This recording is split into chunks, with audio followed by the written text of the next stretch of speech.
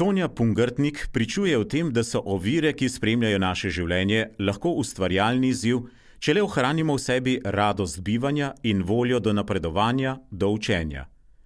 Kljub temu, da je od rojstva slepa, je dosegla visoko izobrazbo, se usposobila za nudenje pomoči drugim, si ustvarila družino, ob tem pa se še vedno dodatno izobražuje.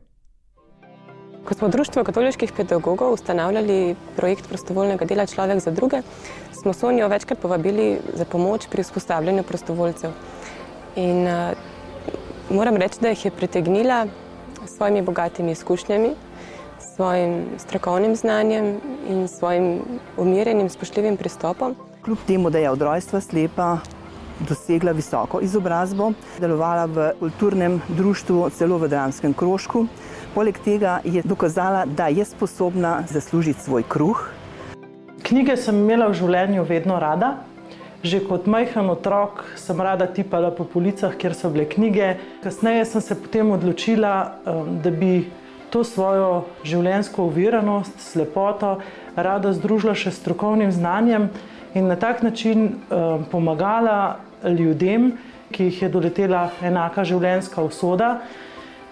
Kajti tekom svojega izobraževanja sem spoznala, da so mi pravzaprav največ nudili pedagogi, ki so tudi sami imeli podobno življenjsko izkušnjo. Zato sem se odločila za študij defektologije.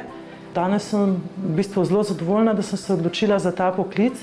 Večkrat obiščem kakšen seminar, ki ga organizirajo in pripravim za udeležence kakšno predavanje, predvsem z področja samostojnosti, navad, slepih in slabovidnih v gospodinjstvu, težav pri komunikaciji slepih in videčih, kakšna usposabljanja za svojce slepih oseb, za starejše slepe osebe.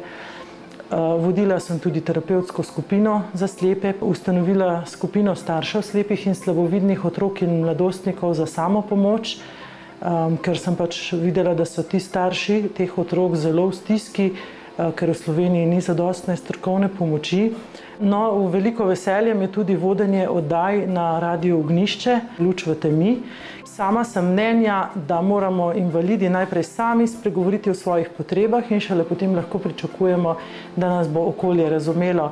Zato tudi organiziram delavnice za videče, kjer videči na nek način spoznajo svet slepih. Občudujem njeno voljo do življenja, njeno notranjo moč in to, kako zna to svoje znanje in te svoje bogate izkušnje uspešno prenašati na druge.